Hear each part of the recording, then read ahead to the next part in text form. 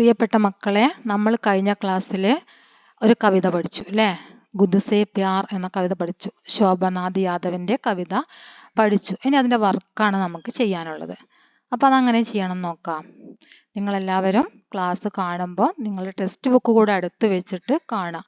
Text book അടുത്ത് വെക്കുക. എന്നിട്ട് പറയുമ്പോൾ നിങ്ങൾക്ക് അറിയാവുന്ന അർത്ഥങ്ങളൊക്കെ അറിയാത്ത അർത്ഥങ്ങളൊക്കെ എഴുതി വെക്കുക. നോട്ട്ബുക്കോ റഫോ എന്തെങ്കിലും അരികിൽ വെക്കുക. എന്നിട്ട് അതിൽ എഴുതി വെക്കുക. അങ്ങനെ പഠിക്കുക കേട്ടോ. ഇനി നമുക്ക് ക്വസ്റ്റ്യൻ ആൻസർ എങ്ങനെ ചെയ്യണം നോക്കാം. പിന്നെ നിങ്ങളെല്ലാവരും എന്നെ സപ്പോർട്ട് ചെയ്തതിൽ എനിക്ക് വളരെയധികം സന്തോഷമുണ്ട്. വഹ് ദേ സകെ ആഗ് യഹാം ആഗ് സേ ക്യാ മത്ലബ് ഹേ എന്നാണ് ഫസ്റ്റ് ക്വസ്റ്റ്യൻ വന്നിരിക്കുന്നത്. വഹ് ദേ സകെ ആഗ് യഹാം ആഗ് സേ ക്യാ മത്ലബ് ഹേ. എന്താണ്? ആഗ് എന്ന് പറഞ്ഞ അഗ്നി. ആഗ് എന്നതുകൊണ്ട് എന്താണ് ഇവിടെ അർത്ഥമാക്കുന്നത് എന്നാണ് ചോദിച്ചിരിക്കുന്നത്. വഹ് ദേ സഖി ആഗ്, അതായത് വഹ് അവൻ, സൂര്യൻ ആഗ് നൽകുന്നു എന്ന് പറഞ്ഞല്ലോ. യഹാം ആഗ് സേ ക്യാ മത്ലബ് ഹേ, ഇവിടെ ആഗ് എന്നതുകൊണ്ട് അർത്ഥമാക്കുന്നത് എന്താണ്? ആൻസർ ഇവിടെ എഴുതിയിട്ടുണ്ട്, നമുക്ക് നോക്കാം.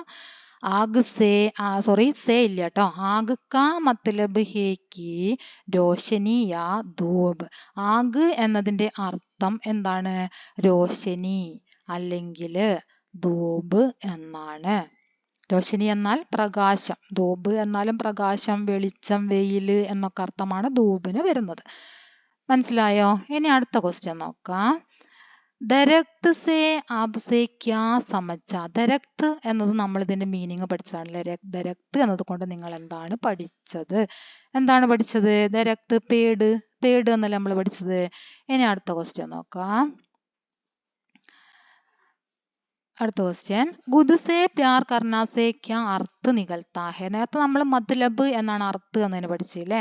മത്ലബ് എന്ന് പറഞ്ഞാലും അർത്ഥ എന്ന് പറഞ്ഞാലും ഒന്ന് തന്നെ. മനസ്സിലായില്ലേ? അപ്പൊ നമ്മൾ രണ്ട് ശബ്ദം പഠിച്ചു, മത്ലബ് അർത്ഥ രണ്ടും പഠിച്ചു. ഗുദ്സേ പ്യാർ കർണ എന്നത് കൊണ്ട് എന്താണ് അർത്ഥമാക്കുന്നത് എന്നാണ് ചോദിച്ചിരിക്കുന്നത്. നമുക്ക് നോക്കാം.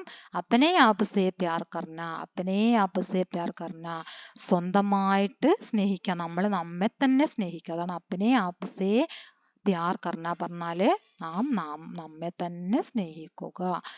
മനസ്സിലായില്ലേ? ഇനി അടുത്ത ക്വസ്റ്റ്യൻ നോക്കാം. അപ്പൊ ഇതിലുള്ള ക്വസ്റ്റ്യൻ കഴിഞ്ഞ് ഇനി നമുക്ക് വർക്ക് ചെയ്യാനുള്ള നോക്കാം. ജോഡെ ആർ വാക്യ ലിഖിയേ. ഇതിനെ യോജിപ്പിച്ച് സെന്റൻസ് ആക്കി എഴുതാനാണ് പറഞ്ഞിരിക്കുന്നത്. സൂരജ്, പേട്, ബാദൽ. ഈ സൂര്യൻ എന്താണ് തരുന്നത് എന്ന് ഇവിടെ ഉണ്ട്. ഊർജയാണ് അല്ലെ, ഊർജ. പേട് എന്താണ്? ഫൂൽ. ബാദലോ? പാനി.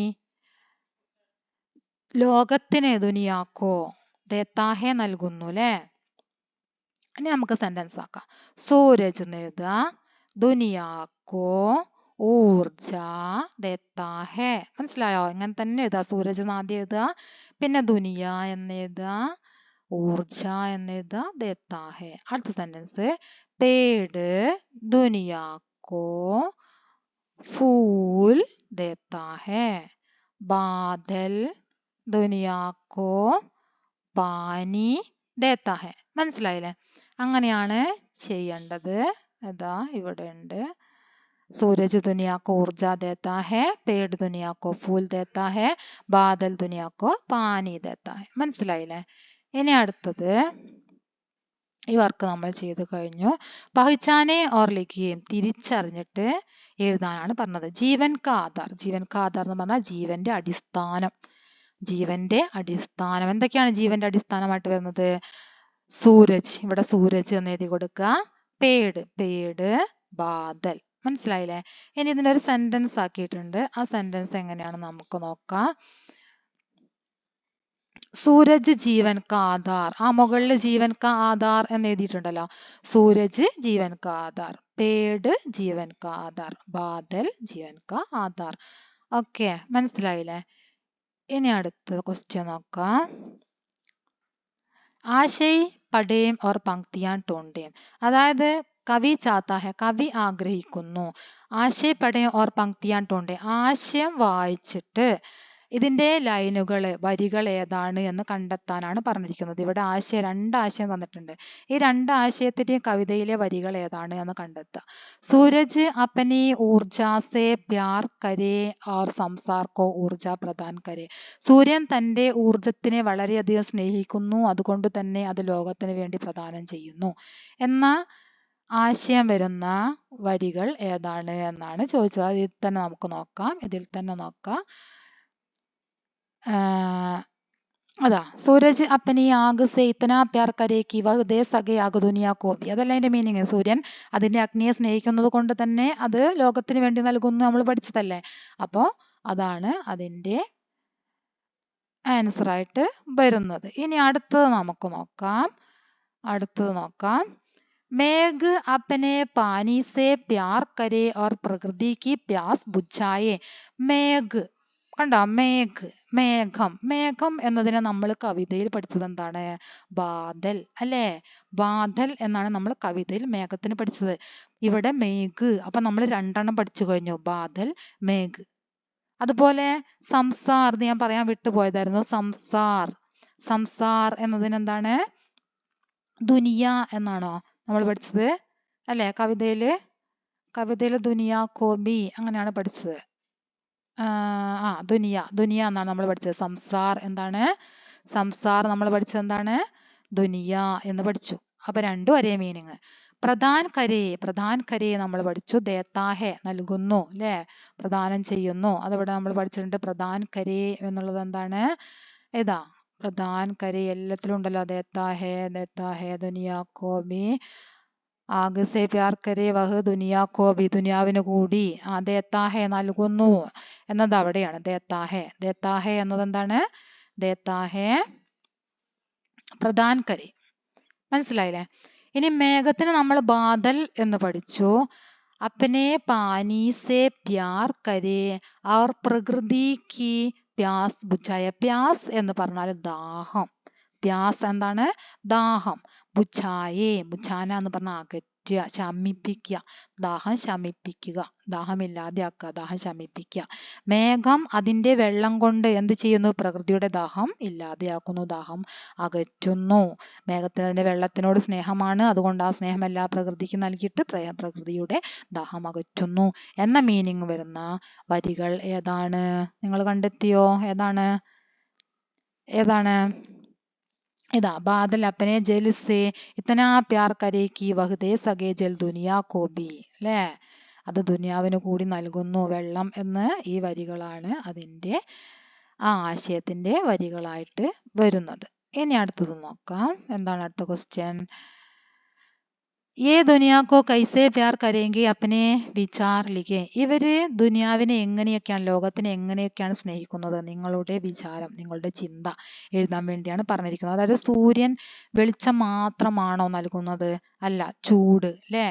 ചൂട്, വെളിച്ചം, പിന്നെ വെയിലും ഇതൊക്കെ നൽകുന്നില്ലേ? അതാണ് ഉദ്ദേശിക്കുന്നത്. സൂര്യൻ എന്തൊക്കെയാണ് നൽകുന്നത്? 3 എണ്ണം ഇവിടെ നമുക്ക് എഴുതാൻ വേണ്ടി തന്നിട്ടുണ്ട്.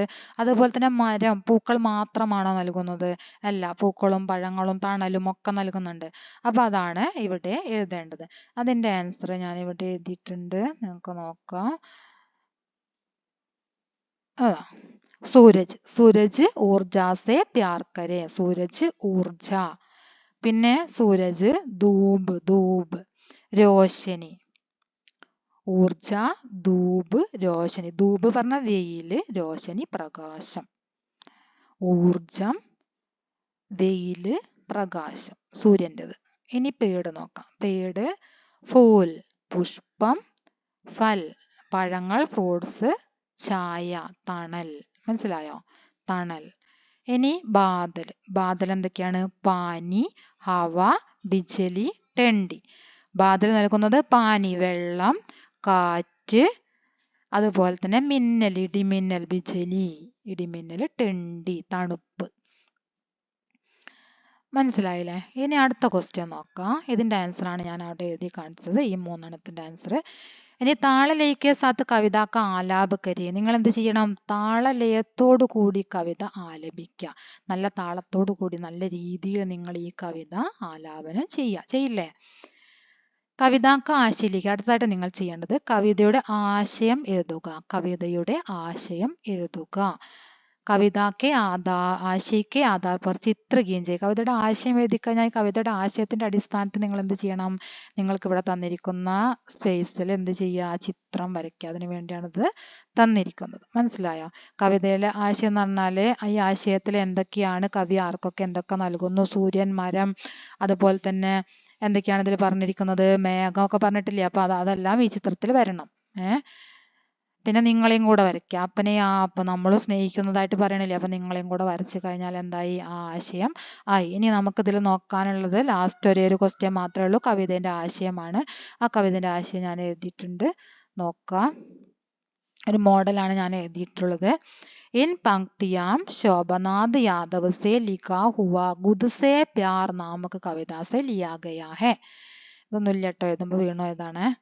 ഇൻ പങ്ക്തിയാം ഈ വരികൾ ശോഭനാഥ് യാദവ് എഴുതിയിട്ടുള്ള ഗുദ്സേ പ്യാർ നാമക കവിത, ഗുദ്സേ പ്യാർ എന്ന് പേരായിട്ടുള്ള കവിതയിൽ നിന്നും എടുത്തിട്ടുള്ളതാണ്.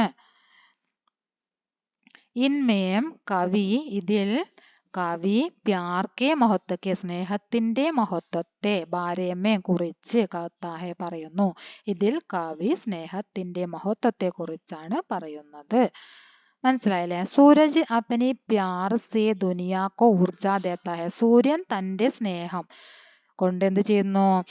ദുനിയാവിന് ഊർജം നൽകുന്നു. അതുപോലെ തന്നെ പേട് ഫൂൽ ഓർ ഫൽ ദേത്താ ഹെ. പേട് പൂക്കൾ നൽകുന്നു, പഴങ്ങൾ നൽകുന്നു.